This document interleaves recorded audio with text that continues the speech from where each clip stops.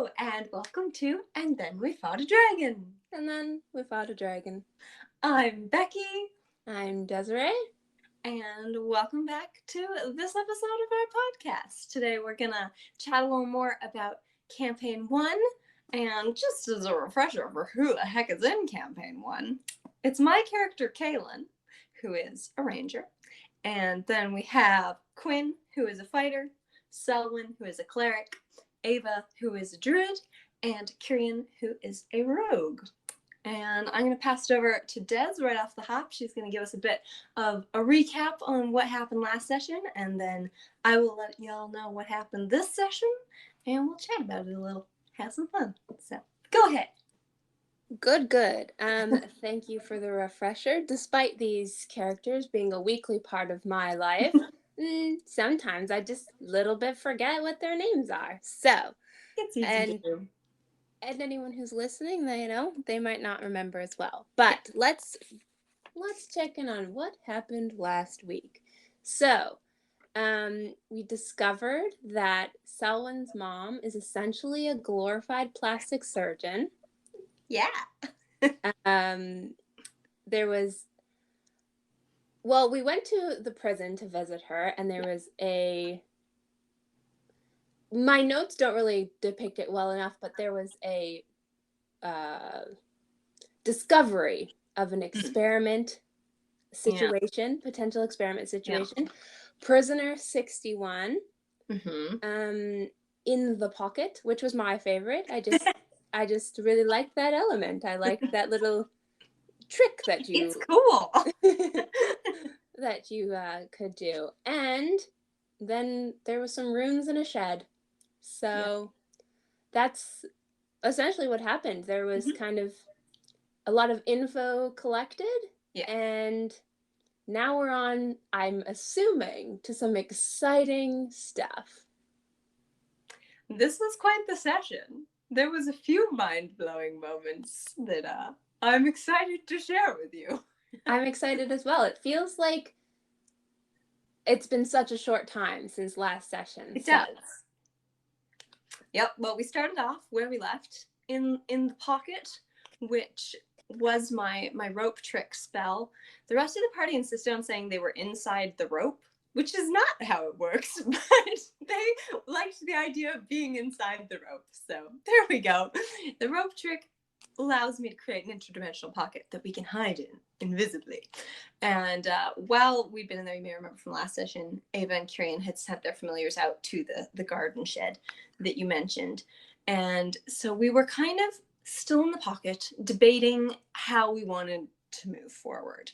Selwyn kind of liked the idea of maybe checking out the underground lab, or what we presume is an underground lab beneath this shed, right away, and then maybe like trying to come back tomorrow when her mom might be being moved there and try and grab her or something before she's too far gone, essentially. And maybe she thought, we have the spell scroll from Khan that we don't know what it does. She thought maybe it could be like an escape route for us getting out of there. But Ava pointed out it's the wrong school of magic to really be a teleport spell. It really seems to be illusion rather than, I think, Arcana is the field of magic that teleport would be in. So someone decided to check the scroll again just in case, because we're under the impression that it will just like reveal itself when we need it, kind of thing. So she checked it again to see if now it has something on it. And while she was looking, she caught like a glimpse of the Elilorian royal crest, like in the illusion. It wasn't actually on the paper. It's just like in this magic on top of the paper. And so that was kind of weird. But then it got us on a little off D&D world track. But for anyone listening who knows Doctor Who... Oh, no! The Doctor has something called psychic paper, which essentially, he just shows people and it says what they want to see. He doesn't even actually know what's on it. So we're like, wait, maybe it's psychic paper. And when we need it, we just like show it to someone and it just says what we need it to say to accomplish what we need to accomplish in that moment. So that's intriguing. Okay. One thing about Doctor Who, Rebecca was a huge Doctor Who fan all throughout high school, and as someone who literally I can tolerate, well, actually, I can barely tolerate anything, but Doctor Who was like, I had The little line. patience for it. Not because it was bad. I just not interested. Anyways, I mean, it is pretty, like, I love Doctor Who. It is pretty trash. It's very cheap in the early seasons. It's better well, now. yeah, I mean, I won't disagree. But I feel like, okay, not that this is actually what's happening, but with Yeah. this whole scroll thing and the layers that just keep being added to it, it kind of feels like when you're playing like superheroes as a kid and Yeah. you're like, and I can also do this, and I can also do this, and you're definitely Now I can winning, but fly. I can also do this. Well, we're not adding things onto it. We're just kind of uncovering what it actually does. Maybe. Yeah. We could be totally wrong. We could try this and just fail miserably. Hopefully not, though. Yeah, that'd be a little awkward. But we kind of figured, regardless of what the scroll does, it probably wasn't necessarily going to help us in that situation. And then I kind of asked Selwyn, because we're here to, her mom's been arrested. We're here to figure out that situation. So I just asked her, like, don't take this the wrong way, but are we busting your mom out regardless of whether or not she's guilty? just so I know what's happening. And Selwyn kind of said, she trusts her gut instincts about situations pretty well. And sure, it's her mom, but her gut instincts in her interaction with her mom haven't been like super sketch. Like, there's definitely information being left out, but not like bad vibes. However, everyone else in El Alenor giving off pretty bad vibes. Yeah. So she figured, like, we'll rescue mom and deal with her ourselves rather than leave her to whatever's going on here in El Alenor, because it seems sketch. And she also pointed out that, being accused of attempted murder isn't the same as murder. So Absolutely. I feel like, Caitlin is just starting to feel like she's sucking up to whoever. I just wanted to know. I was prepared to still rescue you either way. I just wanted to make sure we're all on the same page. I mean, who doesn't kill somebody every once in a while? I guess D&D world, yeah, it seems pretty commonplace. Exactly. It's perfectly fine. Yeah. So we then moved on to the debate of, do we try and get in the lab now at nighttime when the palace grounds are closed up, cover of darkness and such, but if they realize we've broken in and gotten out, they may put more guards on the situation? Or do we wait till the next day? And, like, is it suspicious if we come back 2 days in a row and are poking around and they recognize us and are like, what are you guys doing here? Or do we just wing it? And for those of you who've been listening along with our party, I feel like you can guess which choice we made. Wing it? Yeah, we decided to wing it. Because you've had no plan since the very beginning. There's no foundation to anything that's going on. But we decided to do a little more scouting before the winging it situation. Oh, the scouting that we wanted to know, seeing as we had the familiars out in this garden shed that had been showing the runes that might be a magical elevator or whatever, Shade's in that garden shed. So Kirian had him looking around to see if, because he's small, maybe he could find a crack or something to get down and figure out if there's an entrance exit from that shed. And as Shade was poking around, he did find a crack between the wall and the floor. And after kind of getting his way through a layer of earth, there was a big pit that opened and just like went down, and like he couldn't see the bottom of it. Sounds kind of elevator shafty to me. So that's possible. Like a pit or a chasm? A chasm might be a better word. Pit was the word used, but chasm, I think, is the picture I have in my mind. Because, like, not sure which is. A pit you can see the bottom of, typically. Yeah. So there, maybe chasm would be a better word. It just goes down, no bottom in sight. I mean, granted, Shade probably doesn't have dark vision, but no bottom in sight. It's like 5 feet, and he's like, I don't know. It's impossible, guys. There's no floor. Yeah, Shade didn't see that, but they then kind of looked at the runes again on this wall, because obviously Shade had to kind of poke through some earth, so that's not going to be a humanoid able to get through there. There still needs to be an entrance of some kind. And looking at the runes, Kyrian could kind of recognize it as being a version of an arcane lock spell, similar to what we saw inside the prison at some points. And it was written in Elvish, which Kyrian can't read. So Ava had Tulip, her weasel, kind of squirm his way in there so that he could look at the runes, because she speaks Elvish and she can look through his eyes. And through reading the runes, they said, "I am locked" in Elvish. Handy. So that was useful.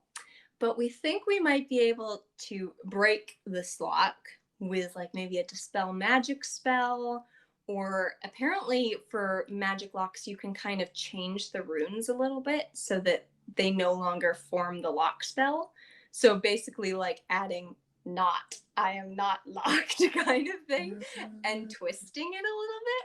But I thought you said it was like a key and runes. The one inside the prison was. Okay. That's an excellent point, actually. We didn't ask if we could find a keyhole or anything. So I'm not sure if there's a physical aspect to this one or if it's just a magic aspect to this one.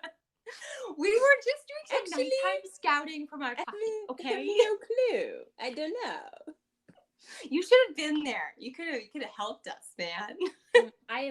No, I mean, I could have, but also I would have ruined everything. You could just be one of the familiars.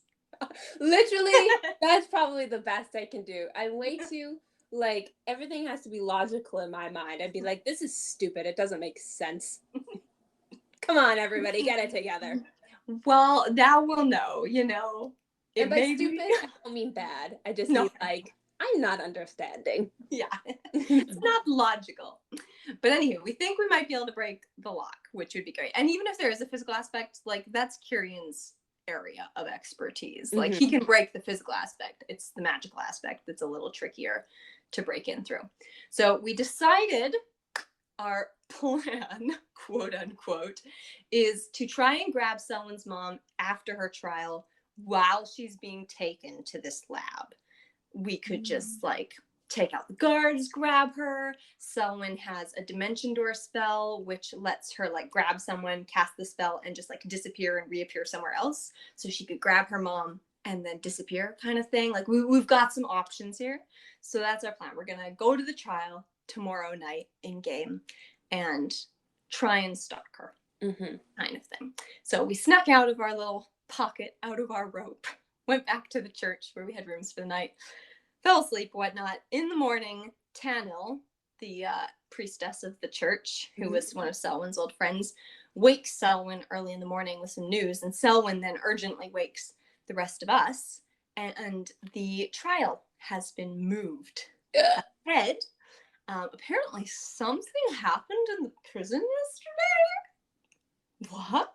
And now they're having the trial as soon as possible. So it's immediately. It's now, basically. So essentially, instead of sundown, at sunup. Yeah, literally. Like it's barely sunup at this point. It's very early. So we rush to get ready, get out to get going to the royal courts, and the streets are crowded, like way more crowded than we've seen. Everyone is going to go see this trial. It's like it's an event kind of thing. I mean, maybe it wasn't implied earlier. It felt like this whole time I was thinking of it as like a, not hush. Never mind. Hush. I'll just move on. Next. But like, it was like scandalous. Oh my goodness. I have a lisp now. It was scandalous, but people weren't talking about it. But I guess everyone's talking about it. Everyone wants to see it going down. We just haven't met that many people in our that's true. So we haven't really heard the gossip, but it was in the newspaper. Like it's pretty common knowledge. And I guess because it's like at a royal level, like crimes against the crown, it's a big enough deal that people are like, wow, let's pay attention to this. Okay. Interesting. I understand.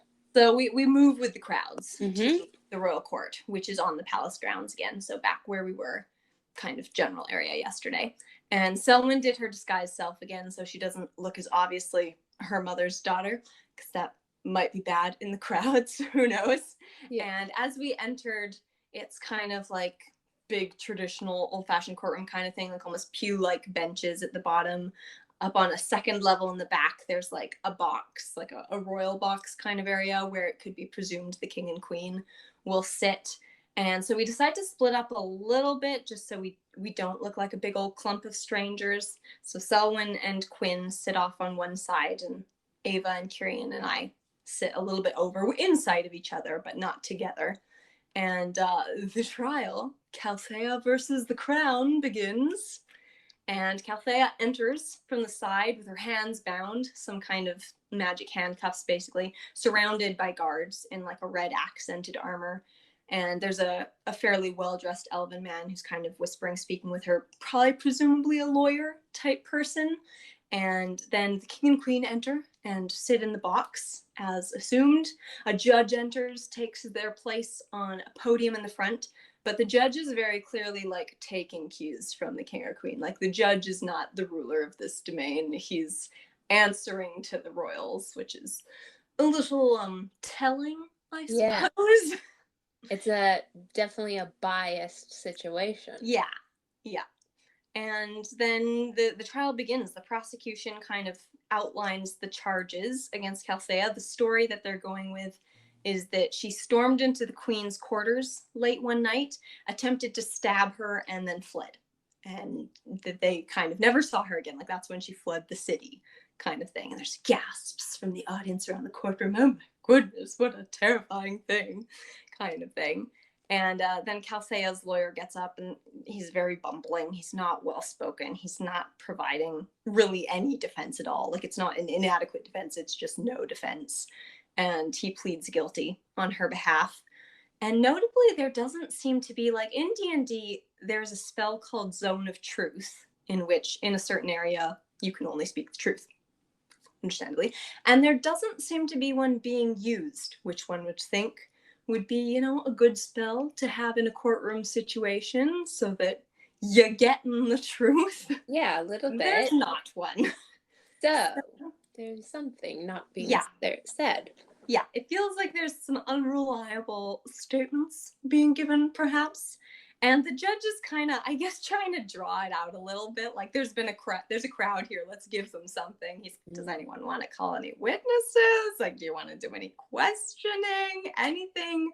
And neither side really moves to do that. The prosecution, I guess, the ones representing the queen are just kind of like smugly sitting there like, we got this in the bag. We don't even have to worry about calling witnesses. And Calthea's lawyer is practically incompetent. Probably intentionally, I would presume, if she's court appointed. Yeah.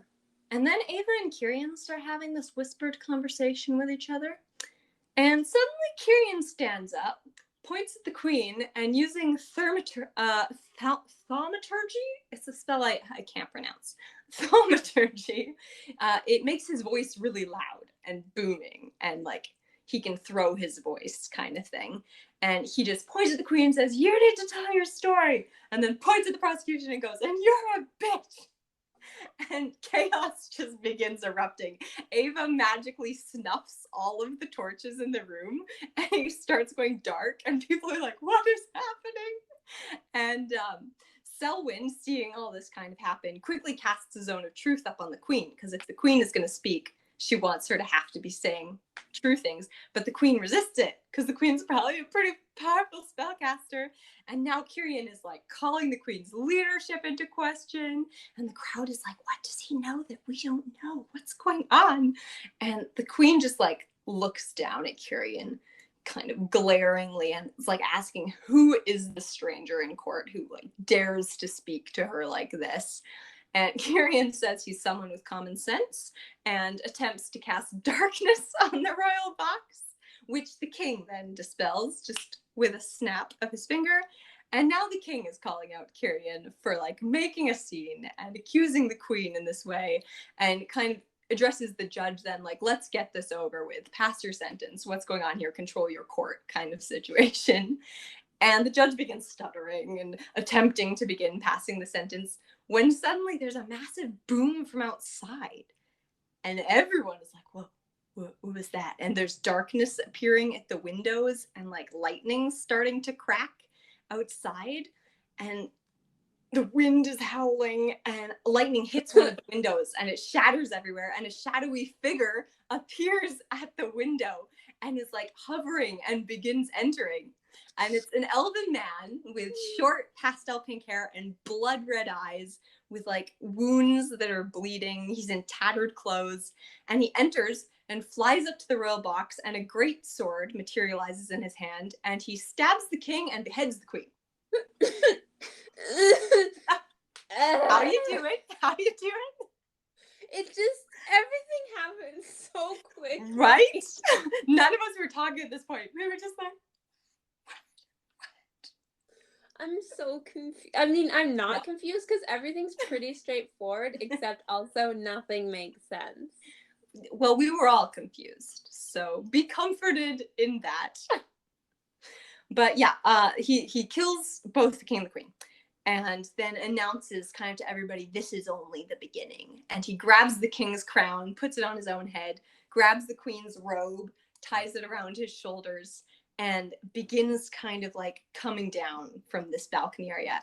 And Selwyn alerts us that this is, or at least was, prisoner 61, who she saw in the prison yesterday, who was then brought off, presumably, to the secret lab where experiments were happening.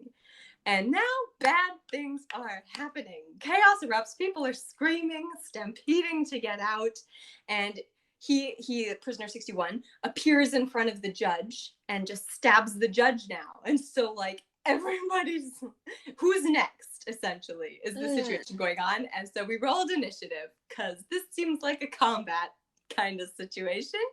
Yeah. And prisoner 61 was first in initiative, and he turned from the judge and kind of ran after someone trying to escape, dressed in quite fine clothes. And as he approached him, his weapon turned into a warhammer, and he just like smashed the person's skull in, like totally dead.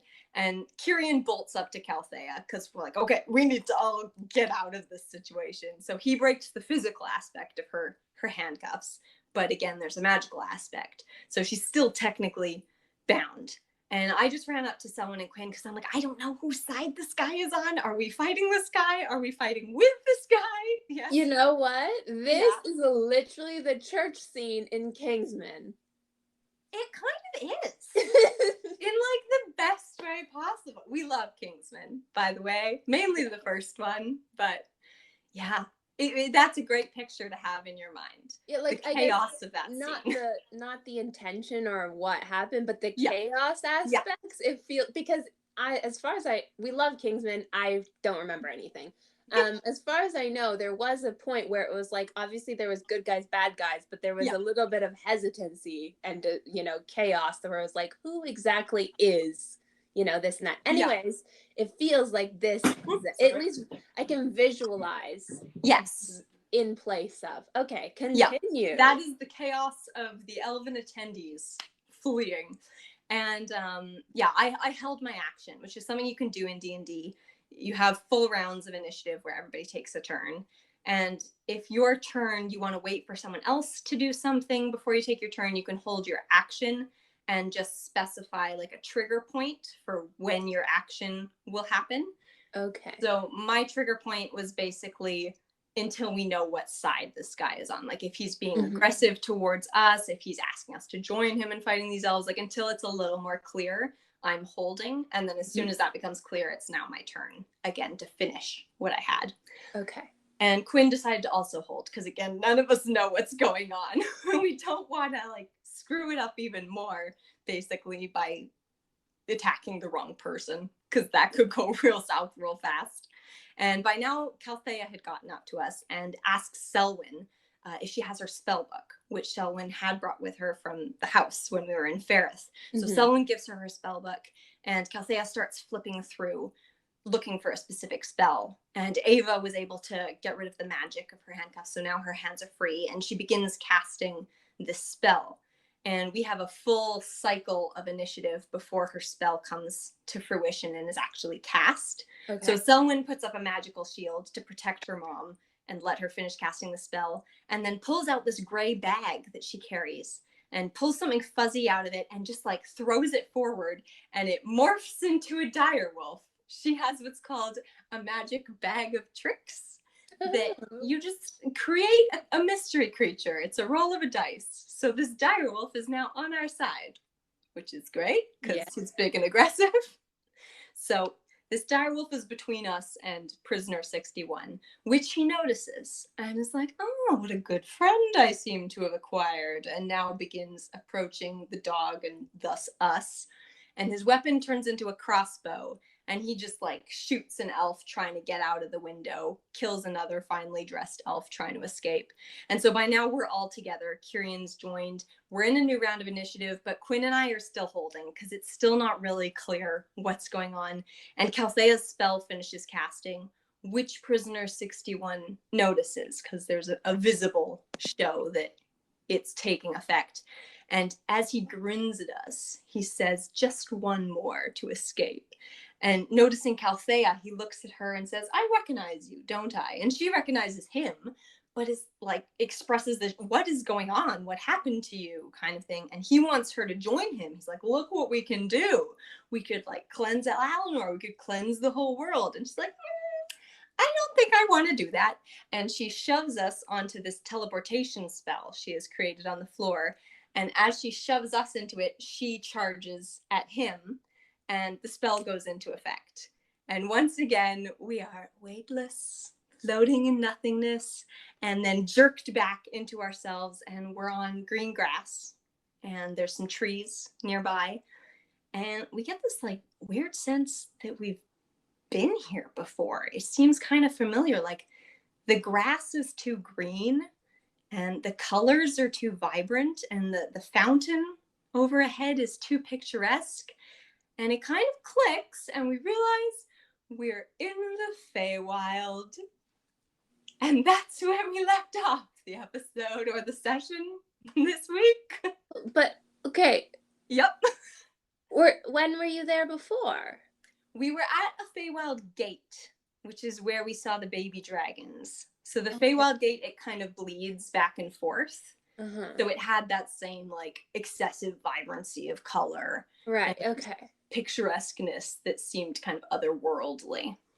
Right. But now we're actually in the Feywild. Because I was trying to think, I was like, of all the places you've jumped to. Okay, now I remember. Yeah. Okay. Because she used a spell, she probably used a spell called Plane Shift, which means she can't move us within the plane of existence we're on, within the world we're in. It has to be a different plane, which is like the Feywild, or I guess like basically hell is a different world. There's kind of a heaven, different world. Depends on what world building has been done in this universe of D&D, because there's some homebrew going on. It's not a pre-written campaign that's happening. But yeah, we're on a different plane now, and we don't know that we have the ability to get back. So we're going to have to find a gate, I guess. Yep. I'm not really at a loss for words, but I just don't know which words to use. It took us like about, I would say, 15 minutes after session to begin like coherently talking about what had just happened, because we stay on the video call and we were just kind of all in shock. What's there to say after something like that, really? Exactly. I barely like notes, and then just nothing. I didn't even take any notes. I don't know what's happened at all. Chaos. Just chaos. It's not at all what I was expecting how this was gonna go. I tried to go into this really like, okay, let's see what happens next. But I think because the buildup of the last two sessions were so much like, like, what, I don't know, just building on what was going on. It seemed like it was going a different direction. Yeah. Sure. There was so much behind what the direction was potentially going to be that I was like, well, this is what's going to happen. And that isn't what happened. No. And I don't think, like, even if we'd gone into the lab the previous night, I suspect we'd have just met him there. Like, it would have been the same kind of scene, I think. Yeah. I think it was kind of inevitable, no matter what angle we came at it from. But, like... maybe he wouldn't have killed so many people. Yeah. And also, is this a result of the experiment? Because then why are they doing this experiment on people if it's clearly putting them in danger? He was very clearly targeting like the finely dressed and the rich in the room. Like he's going after the royalty kind of people. Yeah. Like, is he working alone? Is he bitter? Is he like taking revenge on everyone? I don't know. Like they gave him powers and then he killed them all. Yeah. It's his villain origin story. Yep, and I imagine we'll be meeting him again. Our DM pointed out, just for fun, that this is probably the only time we'll ever encounter him where he's not wearing armor. None of us took a single hit at him at all, so that might have been a wasted opportunity in our shock. Yeah, I mean, I guess this was a situation where jumping the gun could have been, to your favor in the long term. We just didn't know, like, because he'd been a prisoner as well, it seemed quite plausible that he might be, quote unquote, a good guy, like a fight with us type situation, as opposed to us needing to take him out. But I think it became a little more clear that he's a bad guy, just like a different kind of bad guy. Well, that's, I think, the hard thing, because you don't have any clear indication of who is the good guys and bad guys at all. Yeah. Like, is it Selwen's mom? Is it the elves? Obviously, it's implied, it's probably the elves, but it also definitely could be Selwen's mom. It also, it's based on, I don't know, vibes. Yeah. What do you have to go off of? Well, and even the like bad guy? Selwyn's mom staying behind could, in my mind, go two directions. One, well, three, I suppose. One, she beats him. That'd be great. That's the easy one. Two, I took care of it, guys. Don't worry. Thanks, Mom. Two, he captures her and turns her against her will into whatever he is. Three would basically be she's been faking. And she is a bad guy and pushed us to save us, but is now exactly where she wants to be, free and without us there. For whatever reason, I love that. I knew you would. I was literally, he was giving me like heebie-jeebies, like slimy, ooh, I'm uncomfy. But as soon as that was an option, I love it. Oh my gosh, that is what I want to happen. Yeah. So that any of those are really scary options, quite honestly. No, the last one, whatever, the one with someone's mom. I mean, just because it's more appealing doesn't make it less scary, I think. No, I think I really like villains who like have free will. Yeah, that's fair. Well, I don't know if this is like not exactly lined up, but Maleficent and her story, right? She had so much bad stuff happen, but she's like, I know I'm actively going to be the villain despite everything. Like, it's more of a choice rather than that whole misunderstood trope. It's like intentionality. Yeah, she's like, no, I'm bad, and that's okay. But at the same time, it is a little bit scary, I guess, but I prefer that. Yeah. And I'm excited if that's the case. Because in my mind, then she takes over and Prisoner 61's like... her little henchman? Yeah. Like, oh, have you seen Sky High? I think like ages ago, but I really don't remember. In Sky High, that's kind of how it goes. Like, there's like the teacher, and you think he could be the bad guy, but then it turns out... Oh, yeah. Oh, my gosh. That movie came out when we were... I'm kidding. I mean, if you haven't seen it, definitely spoiler alert. But it's implied that, oh, potentially this teacher is the bad guy, but it turns out to be one of the students, and she's like the one in charge of everything. Right. Yeah, no, I like it. I like that. The puppet master idea. Yeah. Yeah. I don't want to think about why, but I do like it. Something is definitely messed up in my brain. But now we're in the Feywild, so... as much as we speculate, we gotta get back there first. Yeah, we're on a different plane of existence. there is that whole entire part where you are no longer actually around any of this. Yeah, you don't know. And also, Ava has a vendetta against a Fey. So, like, while we're here, maybe let's go kill the Fey with the obelisk. Remember the pink obelisk? Right. It was like doing crazy Feywild magic, stole her hair and her eye. she really wants to kill the person who created that. Yeah, it's understandable. Yeah, so we might be having a little field trip while we're in the Feywild, maybe. I'm excited. Well, I mean, we kind of broke it all down, but we'll just Yeah. recap what I retained. It's going to be kind of to the point, and then it's just going to dissolve into like one word. Shock and chaos. So we discovered the scroll has layers. Yes. You decide to wing it.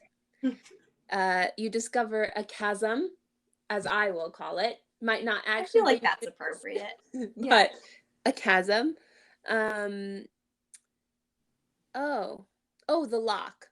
I says it is for sure locked. Yeah. That's all. I am locked. The trial is now at sunup. Yeah. So plot twist. Oops. There's a sketch judge. And then everything just like 180s. Yeah. Real quick. Like that's the most plan we've had going into a situation. And it just, Prisoner 61 showed up and threw a wrench in the whole thing. I feel like all those points are so irrelevant by the end of it, right? It doesn't matter that the lock was really locked. It doesn't matter that there was a chasm. I almost like feel a little sad that we didn't go into the lab while we had a chance, because I wanted to know what was going on there. It could have been helpful. It could have been. I mean, maybe it would have been helpful to take him out earlier. I don't know if we'd been able to take him out. He seems pretty scary and powerful, honestly. Yeah. But and pink-haired. But that's which he wasn't before. Yeah. Before he had like white blonde hair and kind of like he was a fairly normal looking elf, besides the fact that he had short hair rather than long hair.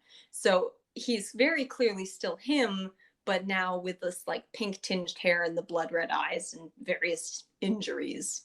So his body's potentially like been taken over too. That's it. Maybe it's not actually him. Maybe he's not actually a bad guy. Yeah. That's why I said it is Prisoner 61, or maybe it was Prisoner 61. Like, who knows if he's still even there? He's being controlled by Selwen's mom. I don't know, but maybe. Oh my gosh, literally that's all like she's just sitting there, you know, being held, answering questions, waiting, and then she's like in her mind, she's orchestrating everything, and he appears. It's so dark. So dark. Okay, so the pink-haired man appeared, Prisoner 61. Then they dead. Just everyone. Just they dead. Yeah, really dramatic scene. Yeah, I like the visualization that I got from it, but also I can't imagine it was like that fun. I mean, I feel like it would be pretty shocking to watch because, again, the concern is, am I next when you're in that room? And he just seems to be randomly going after people. But it is, like, as an outsider, kind of through a TV screen, fun to watch. Pretty fun. Then wolf time. Yeah. That didn't really go anywhere, but it could have. I mean, it was basically like a secondary shield, I suppose. Yeah. We needed and it just, I mean, you understood Selwen's mom. I know she has a name, but it doesn't matter. Well, that was Selwen's bag. That's not Selwen's bag. That's Selwen's bag. So she can still do that again, I think, from what I understand. Like, this is an effect that isn't like one use only. So that's kind of cool. Yeah, just, you know, understanding people's little abilities and stuff. And then Feywild, just there you are now. Yeah. And we're also really concerned because, like, we've got a ball coming up in Corintha in like a week. And time works differently in the Feywild. So sometimes you're in the Feywild for like 4 hours and you leave and you've been gone 2 months. And we really don't want to miss the ball. So we got to find a reliable way out of the Feywild. Everybody has outfits. It's like in Wizard of Oz when they're in the field of poppies. Yeah. And they just goes by, they sleep, and it's been... Yeah. Well, yeah. I guess we'll see what happens next. Are you guys going to potentially maybe be a little bit more plan-oriented? It would probably work in our favor if we did. The trouble is we just discuss a lot, and making decisions is hard. We need to get better at making decisions, I think, and just like committing to something You and guys just follow through. you need to have an agenda. Like, Yeah. mm, expose myself a little bit. In 4-H, you start every What's meeting. 4-H for people who might Oh, not know? 4-H is like a rural, it's like a club in, rural communities. Yeah. And you have skills and you practice those, and you also have, depending on your club, meetings monthly, Yeah. Is it fair bi-weekly. to say it's kind of similar to like Boy Scouts Girl Guides, but like a rural country version? Sure, except no. Okay, never Let's mind. not associate with that at all. But Okay. yeah, I mean, it's way more student, or not student necessarily, because it's not in schools Mm, specifically. It's child led. The right. point is that the children are supposed to learn independence and skills with the help of adults, not. Right. Anyways, so I was president of a 4-H club, and every meeting you started with like your agenda, Mhm. and you went to each appointed, like your secretary, all that stuff, and you Yeah. got through business. It was just your business meeting, Yeah. and you made decisions, and then you could have fun. You know what? I feel like you could join us in like a single session and just like be our little, this is how to work as a team president and teach us how to have a proper meeting and how to make an agenda. That's, I mean, I would like to note, I appreciate the invitation. That is very kind. I am so incredibly awkward if I'm literally not talking to one person, and also I feel like it would come off so patronizing. But you could just So, make that part of your character. Just pretend it's the character and not you. Just be like, no, this is just the character. but it's really me. No, I think you guys are doing a great job, and you'll figure it out. It's fine. Eventually, yeah. I'm sure planning will become easier. I think we're getting better at it than we were, might be safe to say. I feel like you were kind of got worse at it, but sure. Whatever helps you sleep. Rude. Yeah. This There's just, wasn't as much of an issue, and yeah. now it seems like Yeah. it's a little more of an issue. There's more repercussions to not having a solid plan at this point. Yeah. You For guys sure. got a little too comfortable. Yeah, winging it was working for us. And then again, Prisoner 61 ruined our plan. So maybe we should have just winged it a little more. You know, I think you have a point. Yeah. So. Forget everything that we said. Perfect. But no, Yeah. I'm very interested in what happens next. Mm-hmm. This was, I don't know, I was like taking deep breaths and trying to like, is this real? Is this for real? Is this for real? So exciting. It was such an unexpected twist. Like it really very much came out of nowhere.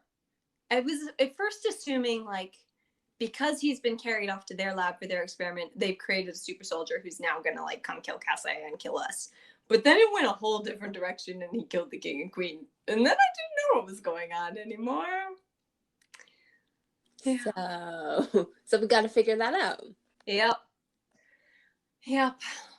But there, we have a plan now. Our plan is get out of the Feywild, figure out what Prisoner 61 is doing. That's our agenda. There we go. Just need some sub points in there, but now you guys just have to vote on it, make it official. Yeah. Have someone. Excellent. You have someone. I first the motion. I second the motion. Oh, okay. And then you proceed. Excellent. Well, anyone in my party who's listening, now we know what to do next time. So let's do this. Yay. Well, good luck, everyone. Yeah. And hopefully you make it out alive. I feel like the Feywild could be pretty fun. Some pretty trippy stuff happens in there. I mean, some pretty sketchy stuff. If you know traditional Fey lore, this is more traditional Fey than like cute Tinkerbell Fey. So could be interesting. So uncomfy is what you're saying. Not necessarily, but like massive potential for bad things happening all the time everywhere. I think that literally is the definition of uncomfy, but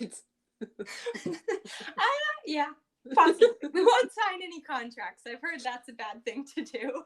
Yeah, don't do that. So there we go. All right. Want to roll some dice? Let's roll some dice. Okay. My dice, I was rolling them just like for kicks after session while we were still in the video call. And the number of nat 20s that I rolled outside of the game, like, I felt like I should stop. I was wasting them all, but I couldn't stop because I was just getting so many in a row. It was intense. Impressive. Let's see if it carries through. What dice were you using when that was happening? I was using all 3 of them, and like all of them were pretty consistently popping up 20s. I mean, ones as well, but the 20s are more notable. Maybe we should go with the peach one then to see if it's carried over its luck from yesterday. Alrighty. Come on, dice. Really?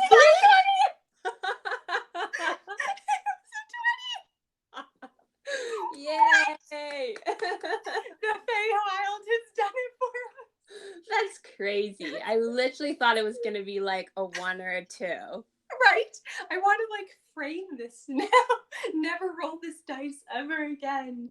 Well, hopefully that implies good things for the future. Yeah, good things for the Feywild, perhaps. Exciting, exciting. Well, thank you for joining us. Yes. And yeah. Before we sign off, my cat is home. He's doing a lot better. He's on some meds still till the end of their run, but he's doing a lot better. Continue sending him well wishes that he keeps getting healthy, but thank you for any you sent last week. Much better place now. Yes. Not that I forgot, but it felt like such a relief. Yeah. Such a change. Don't have to think about it anymore. Yeah. So, yay, good job, Flynn. Good job, Becky, for taking such good care of him. And hopefully more improvements next week, even. Yeah. So thanks for listening. Have a good rest of your week, and we'll have a session for campaign 2 up on Saturday. Sounds good. Yeah. Bye. Bye.